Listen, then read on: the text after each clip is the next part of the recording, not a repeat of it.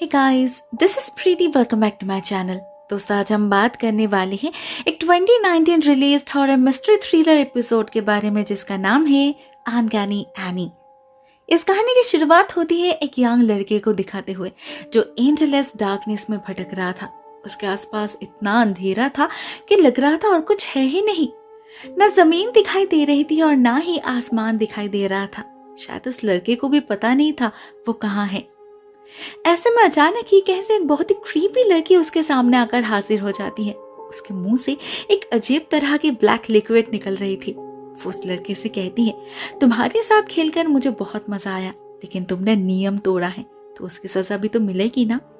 उसकी बात खत्म होते ही अचानक आसपास से कुछ जकड़ लेता है उस लड़के को और उसे खींचकर अंधेरे में कहीं गायब कर देता है। ऑन द अदर हैंड वो लड़की वो तो बहुत ही खुश हो रही थी। आखिर उसे अपना एक परमानेंट प्लेमेट जो मिल चुका था। नेक्स्ट सीन में हमें एक घर का नजारा दिखाई देता है जहां हैलोवीन की रात एक ग्रुप ऑफ फ्रेंड्स इकट्ठा हुए थे किसी बहुत ही स्पेशल कारण से। इस ग्रुप में थे पीटर, क्रेग, माइकल और माइकल की गर्लफ्रेंड वेंडी। कुछ देर बाद वेंडी के दो फ्रेंड्स ईव और ग्रेस भी उन्हें ज्वाइन करते हैं। एक्चुअली आज से ठीक 1 साल पहले मतलब लास्ट ईयर हैलोवीन की रात उनके एक दोस्त टोनी की मौत हुई थी, वो भी एक बहुत ही मिस्टीरियस सर्कमस्टेंस में। कभी इस ग्रुप की जान हुआ करता था वो। स्पेशली हैलोवीन नाइट तो फेवरेट थे उसकी।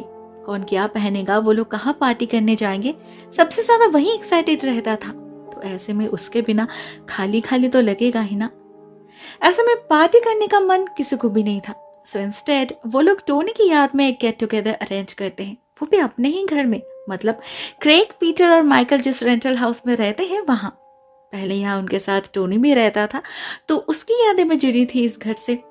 अब इस ग्रुप में ग्रेस नहीं थी तो उसे कुछ बातों का पता नहीं था, जैसे ईव असल में क्रेग की एक्स गर्लफ्रेंड है। लास्ट ईयर उन दोनों का ब्रेकअप हुआ था, लेकिन क्रेग को अभी तक पता नहीं चला क्यों। ईव ने अचानक ही एक दिन कांटेक्ट बंद कर दिया। तब से लेकर आज तक उनकी कभी मुलाकात नहीं हुई।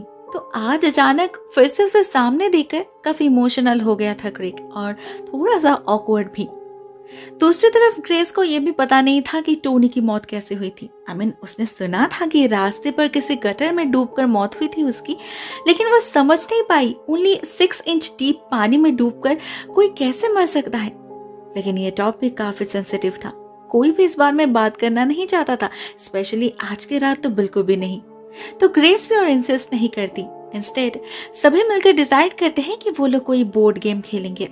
एक्चुअली टोनी को इस तरह के गेम्स बहुत पसंद थे और उसके पास अच्छा खासा कलेक्शन भी था जो अभी भी इसी घर में थे।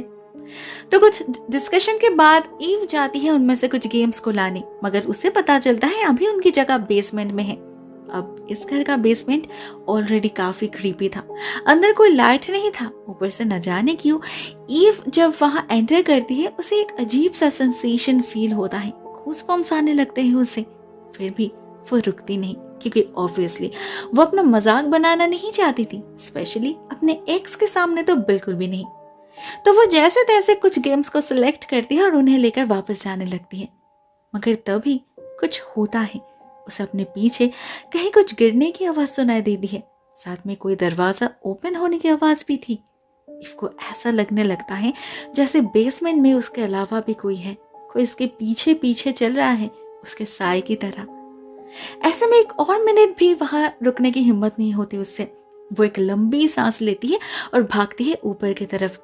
इन द मीन टाइम ऊपर दोस्तों के बीच इस घर को लेकर कुछ डिस्कशन चल रहा था, जिससे हमें पता चलता है ये घर अपेरेंटली हॉन्टेड है। मतलब उनसे पहले इस घर के जो ओनर थे वो बहुत ही वियर्ड थे, ज्यादा किसी से मिलते जुलते नहीं थे और ना ही घर से ज्यादा बाहर निकलते थे। एंड कोइंसिडेंटली उनकी मौत भी इसी घर में हुई थी। अब इससे ये घर सच में तो हॉन्टेड बन नहीं गया, लेकिन र्यूमर्स जरूर फैली और उससे रेंट भी थोड़ा कम हो गया, जो इन कॉलेज स्टूडेंट्स के लिए बहुत ही खुशी की बात थी। वो लोग जब इस बात पे हंसी मजाक कर ही रहे थे, टिकता भी ईव बेसमेंट से वापस आ जाती है। वो काफी घबराई हुई तो थी, लेकिन वो किसी से कुछ शेयर नहीं करती, खुद को संभालती है और उन बॉक्सेस को जाकर रख देती है टेबल के ऊपर। अब इन बॉक्सेस में मैक्सिमम गेम्स ही बहुत बोरिंग थे, बट पर्टिकुलरली एक बॉक्स सभी का अटेंशन ग्रैब करता है। एक्चुअली वो बॉक्स दिखने में कुछ ज्यादा ही क्रीपी था। अजीब अजीब से स्केचेस बने हुए थे उस पर, लोगों के चीखते हुए चेहरों के, जिसमें से 2 फेसेस हम इंस्टेंटली पहचान लेते हैं। यह तो वही लड़का है जिसे हमने फिल्म के स्टार्टिंग में अंधेरे में भटकते हुए देखा था, और साथ में वो क्रीपी लड़की भी थी। बॉक्स पर गेम का नाम लिखा था अनकैनी एनी। ये एक बोर्ड गेम था जिसमें प्लेयर्स को 2 बंच ऑफ कार्ड्स दिया गया था। एक में थे चैलेंजेस वाले कार्ड्स और दूसरे में थे मिस्चिफ वाले। हर एक को पहले चैलेंज वाले डेक में से एक कार्ड पिक करना था, जिसपे उसके लिए कुछ सवाल होंगी या फिर कुछ छोटा मोटा इंस्ट्रक्शन। अगर उसने उसका जवाब दे दिया तो वेल एंड गुड, नहीं तो उसे मिस्चिफ कार्ड चूज करना होगा। और अगर उसने वो स्टेप पार कर ली तो उसे मिलेगा एक टाइल जिस पर कोई लेटर लिखा होगा। ऐसे ही उन्हें एक एक करके 5 टाइल्स जोड़ने होंगे, जिससे वो एनी मतलब ANNIE इस स्पेलिंग को बना सके, और ऐसा करते ही वो लोग जीत जाएंगे। गेम बहुत ही सिंपल था, लेकिन इसके कुछ सिंपल रूल्स भी थे। वो किसी भी सवाल को स्किप नहीं कर सकते। उन्हें या तो जवाब देना होगा या मिस्चिफ कार्ड पे जो टेल लिखा होगा उसे कंप्लीट करना होगा। वहां अगर वो हार गया तो वो एलिमिनेटेड हो जाएगा और एनी आएगी उसे लेने। लेकिन अगर किसी ने चीटिंग करने की कोशिश की या बीच रास्ते में गेम को बंद करने की कोशिश करी, तब भी एनी उसे नहीं छोड़ेगी। बॉक्स पर यह भी लिखा था कि ये एनी का डार्क बॉक्स है, जिसे ज्यादा देर ओपन रखना सही नहीं होगा। उनके पास बस 1 घंटे का वक्त है, उसी में उन्हें इस गेम को कंप्लीट करना होगा। लेकिन टाइमर के तौर पर बस एक कार्ड दिया गया था जिस पर एनी खड़ी थी पीछे की तरफ फेस करके। अभी उनके वक्त का हिसाब कैसे रखेगी वो तो किसी को समझ नहीं आता, लेकिन ये गेम सबको बहुत ही पसंद आई थी। पर उनमें से किसी ने भी टोनी को कभी ये गेम खेलते हुए देखा नहीं था, शायद ये उसका था भी नहीं। तो उन्हें लगता है शायद ये गेम इस घर के लास्ट ओनर का है। अब जो भी हो, वो लोग इसे खेलने का डिसाइड कर लेते हैं। वैसे भी उन्हें सिर्फ 5 लेटर से तो जोड़ने थे, 6 लोगों के लिए कितना ही हार्ड होगा। यही सोचकर माइकल फर्स्ट कार्ड ड्रॉ करता है, और करते ही कुछ अजीब होता है। उन्हें पता नहीं चलता, लेकिन उनके घर के आसपास से सब कुछ गायब हो जाता है। अंधेरा छा जाता है चारों तरफ, और ऐसा लगने लगता है जैसे किसी ने उस घर को उठाकर किसी और ही जगह पहुंचा दिया है, किसी और ही डायमेंशन में। उधर घर के अंदर इस सबसे अनजान सभी माइकल का कार्ड पढ़ने में बिजी थे। उसका चैलेंज ये था कि उसे सबके सामने अपना डीपेस्ट फियर रिवील करना था, जो वो पहले तो इनकार करता है क्योंकि अब कोई भी अपना वीक पॉइंट शोकेस करना नहीं चाहता। लेकिन बाद में सबके इंसिस्ट करने पर उसे बताना ही पड़ता है, और हमें पता चलता है उसे रात में ड्राइविंग करने से बहुत डर लगता है। अब इसे सुनकर सभी बहुत मजाक बनाते हैं उसका, मतलब वो खुद को इतना टफ दिखाता है और अंदर ही अंदर इतने मामूली से चीज से डरता है। सभी उस पर हंस रहे थे सिवाय ईव के। वो इस मजाक में शामिल नहीं होती। उल्टा पता नहीं क्यों माइकल का जवाब सुनकर काफी सीरियस हो जाती है वो। उधर सही जवाब देकर माइकल को फर्स्ट टाइल मिल चुका था, जिसके बाद नेक्स्ट टर्न ग्रेस का था। तो वो एक कार्ड उठाती है और उसका सवाल बहुत ही सिंपल था। उसे इस ग्रुप में से उसका फेवरेट पर्सन चूज करना था, मगर जिसे वो चूज करेगी उसे एक प्राइस पे करना होगा। अब सभी को पता था ग्रेस पीटर को ही चूज करेगी, क्योंकि पहली नजर में ही वो दोनों एक दूसरे से अट्रैक्टेड हो चुके थे, जो सभी को दिख भी रहा था। लेकिन जब ग्रेस उसका नाम लेती है तो एक अजीब हादसा होता है उसके साथ। कुछ सेकंड के लिए उसकी आंखें बिल्कुल सफेद पड़ जाती है और उसे दिखाई देता है एक भयानक नजारा। वो देखती है पीटर को चोट लगी है, उसके शरीर से खून बह रहा है और वो बहुत ही हेल्पलेसली उससे मदद मांग रहा है। इसके साथ साथ ग्रेस एक लड़की को भी देखती है, लेकिन उसे पहचान नहीं पाती। अब नेचुरली इस अजीब विजन से काफी घबरा जाती है वो, लेकिन उसे लगता है कि शायद उसने कुछ ज्यादा ही पी लिया है और अपने नशे में ऐसी चीजें हेलुसिनेट कर रही है। वो किसी से कुछ नहीं कहती, सिंपली अपना टाइल कलेक्ट करती है और नेक्स्ट कार्ड पास करती है। अब इन 2 सवालों से बाकी सबको लगने लगा था कि ये गेम बहुत ही इजी होने वाला है, बच्चों का खेल। लेकिन जब नेक्स्ट टर्न में वेंडी अपना कार्ड पिक करती है तो उसे एक बहुत ही वियर्ड टास्क मिलता है। उसे अपने किसी दोस्त को बाइट करना था, तब तक करना था जब तक खून ना निकले। अब भले ही उसने वैम्पायर का कॉस्ट्यूम पहना था, लेकिन वो सच में वैम्पायर तो नहीं थी ना, तो वो ऑब्वियसली ये सब कर नहीं पाती। तो बदले में वो चूज करती है एक मिस्चिफ कार्ड, जिस पर उसके लिए एक और डेयर आता है। उसे किसी भी अंधेरे कमरे में जाके आईने के सामने खड़े होके एनी को बुलाना था, ब्लडी मेरी के जैसे। बेचारी वेंडी को तो बहुत डर लग रहा था। वो जाना नहीं चाहती थी, मगर उसे गेम से आउट भी नहीं होना था। तो फाइनली वो जाती है और बहुत हिम्मत करके एनी को बुलाती भी है, मगर ठीक उसके बाद ही सिचुएशन एक सिनिस्टर टर्न ले लेता है। उसे अंधेरे कमरे में किसी लड़की की किलकारी सुनाई देती है और जब वो लाइट ऑन करती है तो आईने पे उसे दिखाई देता है एक मैसेज जिसमें लिखा था, थैंक्स वेंडी मेरा गेम चूज करने के लिए। अब ऐसे सिचुएशन में कोई भी डर जाता। वेंडी तो लिटरली भाग निकलती है वहां से, मगर तब भी उसे लग रहा था ये उसके किसी दोस्त का प्रैंक है या फिर जरूर सभी ने मिलकर उसे उल्लू बनाया है।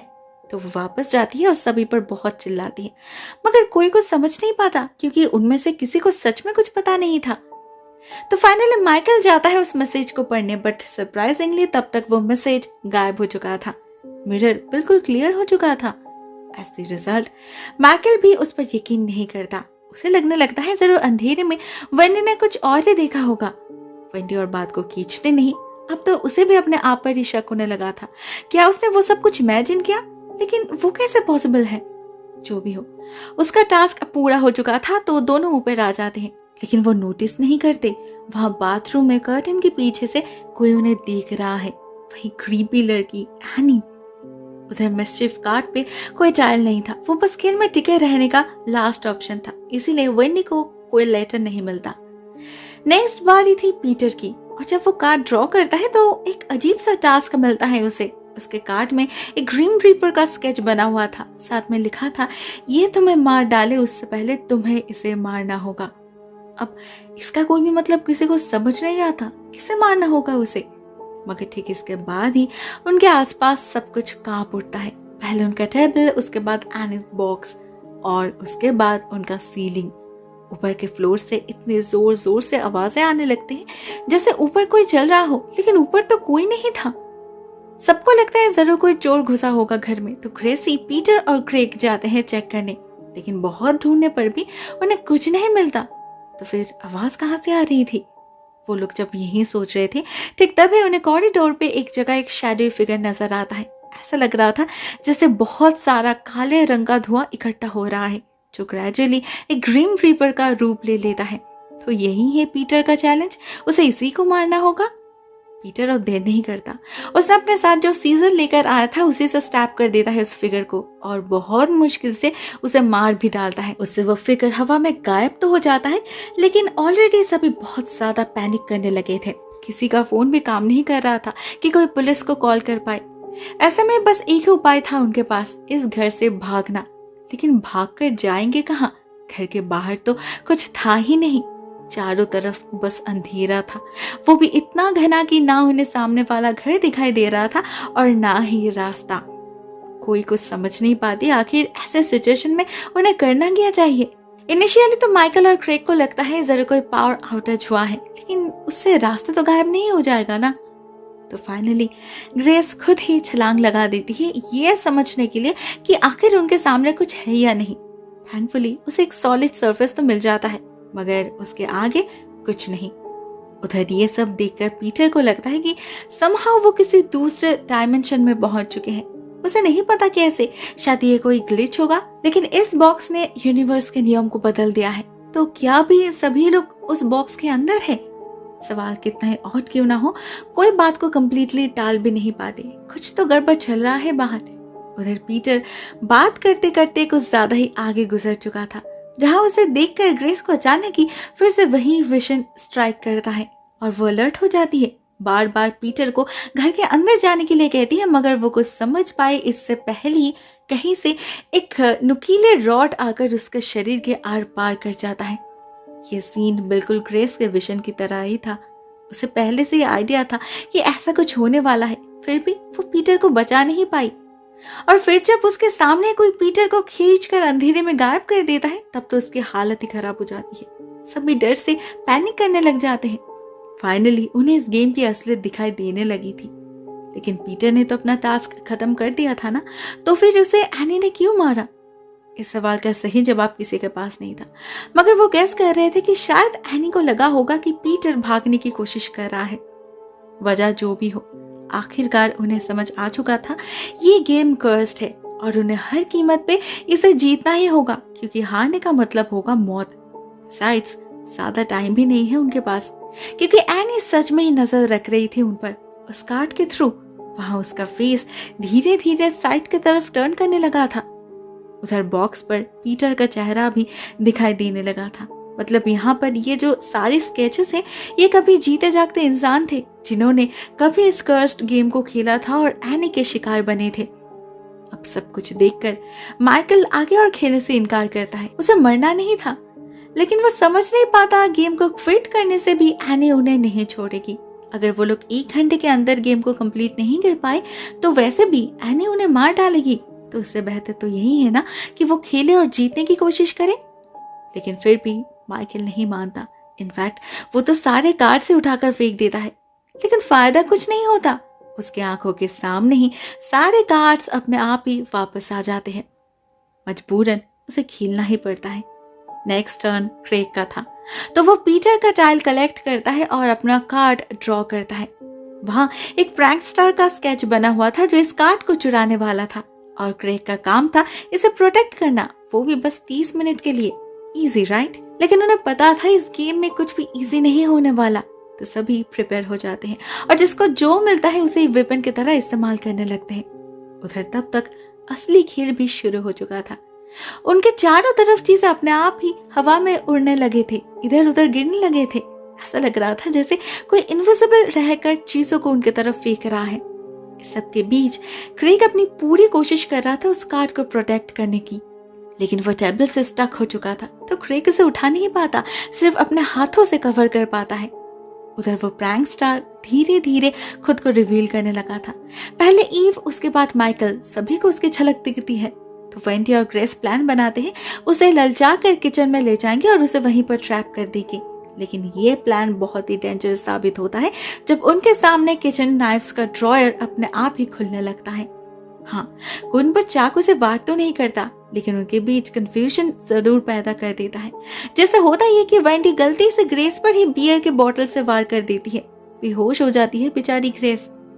उधर लिविंग रूम में जब ईव और माइकल क्रेग को प्रोटेक्ट करने की कोशिश कर रहे थे, तो वो प्रैंकस्टर अचानक से ही क्रेग पर हमला कर देता है। उसे ऐसा डराता है जिससे वो मजबूर हो जाता है कार्ड से अपना हाथ हटाने में। एंड एज द रिजल्ट वो चैलेंज हार जाता है। उसे मिस्टीव कार्ड ड्रॉ करना पड़ता है और उसका टास्क आता है उसे इस ग्रुप में से किसी को किस करना होगा। क्रेग एक बॉटल स्पिन करता है जो रुकता है ईव पर। दोनों ऑलरेडी एक दूसरे को करीब से जानते थे, तो उन्हें किस करने में कोई प्रॉब्लम नहीं होती। मगर किस करते वक्त अचानक ही कुछ सेकंड के लिए क्रेग पोजेस्ड हो जाता है और वो टूटा हुआ बॉटल घुसा देता है ईव के पेट में। थैंकफुली घाव गहरा नहीं था, मगर इससे सभी एक बात जरूर समझ जाते हैं कि एनी किसी भी कीमत पर उन्हें हर्ट करना चाहती है। यहाँ पर हर सिंपल दिखने वाले टास्क के पीछे उसका कोई ना कोई हिडन एजेंडा छुपा है। इसका सबूत भी उन्हें तुरंत ही मिल जाता है जब ईव नेक्स्ट टर्न में कार्ड ड्रॉ करती है और उसे मिलता है अ सीरीज ऑफ क्वेश्चंस जिन्हें उसे ट्रूथफुली आंसर करना होगा। अगर उसने कुछ भी छुपाई या फिर झूठ कहा तो उसका नतीजा होगा मौत, क्योंकि एनी को सब पता है। बात करें ईव को मिले सवालों के, तो वो काफी मिस्टीरियस थे। इससे बार बार यही पूछा जा रहा था कि क्या उसके दिल में कोई राज है। अब राज तो सबके होते हैं, लेकिन ये राज स्पेशल था। बस ईव ही समझ पा रही थी यानी किस बारे में बात कर रही है। वो बहुत ज्यादा रोने लगी थी और बार बार क्रेग की तरफ देख रही थी।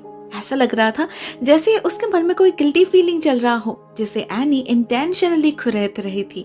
और इस सब में कहीं न कहीं क्रेग भी जुड़ा हुआ था। लेकिन बस इतना ही, एनी उसे वो सीक्रेट सबके सामने रिवील करने के लिए नहीं कहती।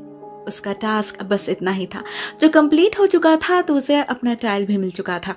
इसके बाद नेक्स्ट टर्न आता है माइकल का, एंड सरप्राइजिंगली उसे भी सेम कार्ड मिलता है। तो इनिशियली उसे लगता है उसने जरूर गलती से उठाया होगा, तो वो चेंज करने जाता है। लेकिन बाकी के कार्ड्स ऑलरेडी टेबल से स्टक हो चुके थे। मतलब यही सही कार्ड था। एनी उसका राज भी जानना चाहती थी, लेकिन ईव की तरह सिर्फ हाँ या ना में जवाब देने से माइकल का काम नहीं चलता। एनी उसे उसका राज रिवील करने के लिए कहती है, जिसे सुनते ही माइकल का चेहरे का रंग उतर जाता है। बहुत ज्यादा पैनिक करने लग जाता है वो, और जवाब देने से कंप्लीटली डिनाई करता है। अब इसका नतीजा क्या होगा वो सभी को पता था, तो वेंडी उसे समझाने लगती है कि बात जो भी हो वो उनसे शेयर कर सकता है, कोई उसे जज नहीं करेगा। लेकिन माइकल मानता ही नहीं। ऐसे में अचानक ही घर की बिजली चली जाती है और जब तक लाइट्स ऑन होते हैं तब तक माइकल कहीं गायब हो चुका था। एनी उसे लेकर जा चुकी थी। हम उसे घर के बाहर देखते हैं, थोड़ी ही दूरी पर, लेकिन वो कितना ही क्यों ना कोशिश कर ले, पास जा नहीं पा रहा था। ऐसा लग रहा था जैसे उसके साथ साथ वो घर भी चल रहा हो। कुछ देर बाद अचानक ही सब कुछ गायब हो जाता है और अटर डार्कनेस उसे घेर लेता है। उसके बाद अचानक ही उसे एक गाड़ी की हेडलाइट नजर आती है जो तेजी से उसी की तरफ आ रही थी, लेकिन वो उसे हिट नहीं करती। अचानक ही रुक जाती है और तब माइकल नोटिस करता है ये तो उसी की गाड़ी है। इनफैक्ट हम उस गाड़ी से उसे उतरते हुए भी देखते हैं और उसके साथ टोनी को भी। इस पॉइंट पे हमें पता चलता है ये प्रेजेंट में नहीं चल रहा, ये तो 1 साल पहले एक रात का हादसा है जिसके बारे में सिर्फ माइकल और टोनी को ही पता था। हम देखते हैं उन दोनों के बीच किसी बात को लेकर बहस हो रही है। टोनी बार बार क्रेग का नाम ले रहा है और माइकल से कह रहा है वो उसके साथ ऐसा नहीं कर सकता, जिससे माइकल बहुत नाराज हो जाता है और टोनी को वहीं पर छोड़कर गाड़ी लेकर निकल जाता है।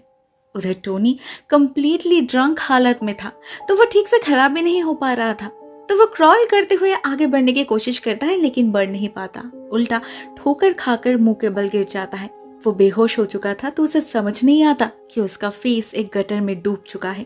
थोड़ा सा ही पानी था वहां, लेकिन बेहोशी के हालत में उसी में चोक करने लगता है वो, और वैसे ही उसकी मौत हो जाती है। It was an accident.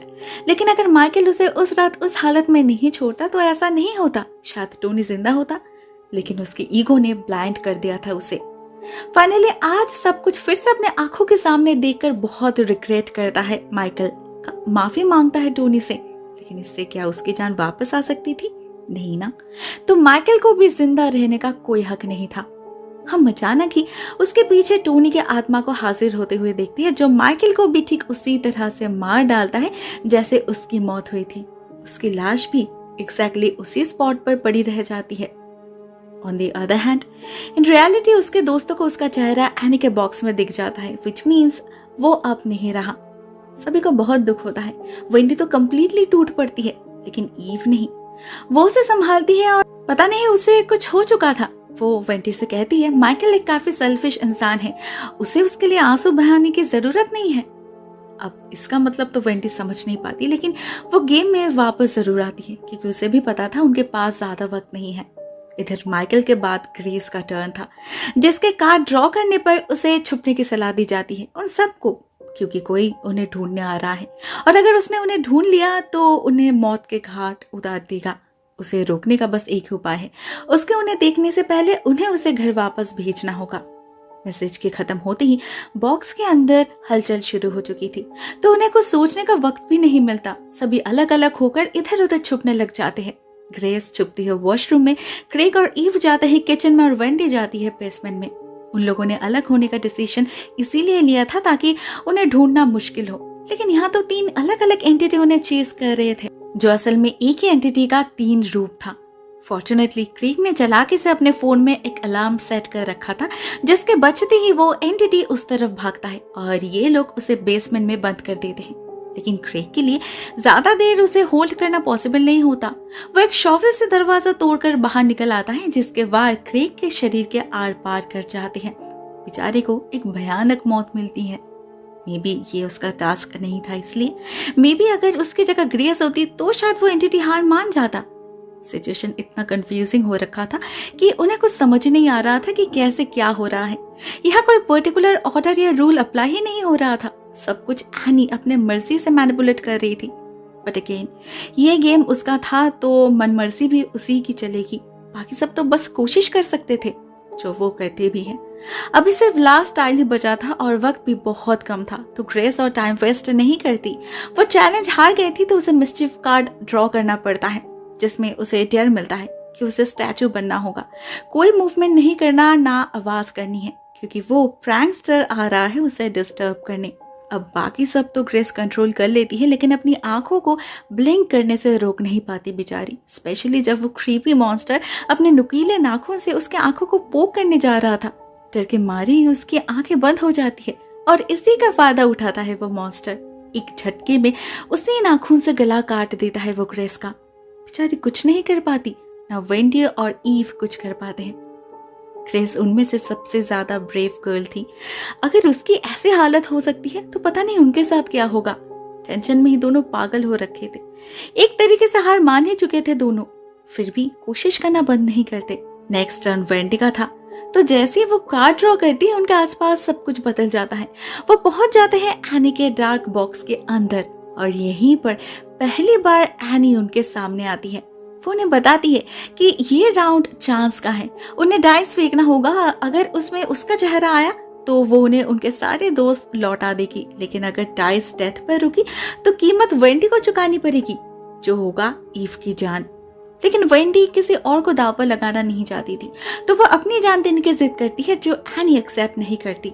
उधर वेंडी को उसके लिए लड़ते देख को बहुत गिल्टी फील हो रहा था, क्योंकि कभी उसने इसी दोस्त को धोखा जो दिया था।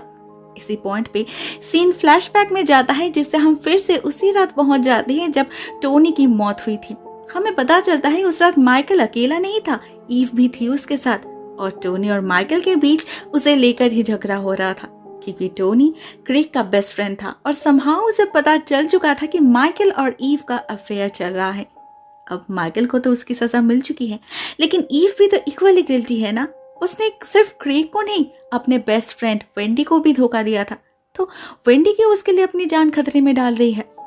एट प्रेजेंट जब वेंडी को इस बारे में पता चलता है तो उसे भी बहुत गुस्सा आता है और वो राजी हो जाती है उसे दांव पर लगाने के लिए। एनी डाइस रोल करती है एंड एज एक्सपेक्टेड वो डेथ पर ही जाकर रुकती है। बारी आती है ईव के सैक्रिफाइस की, लेकिन एनी उसकी जान नहीं लेती।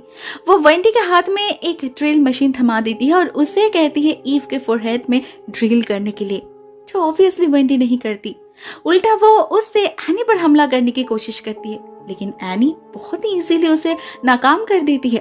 उसका हाथ तोड़ डालती है एनी, साथ में ईव के शरीर को भी अपने बश में कर लेती है। वो अपने मर्जी से ब्लिंक भी नहीं कर पा रही थी और इसी हालत में एक झटके में उसकी गर्दन तोड़ डालती है एनी।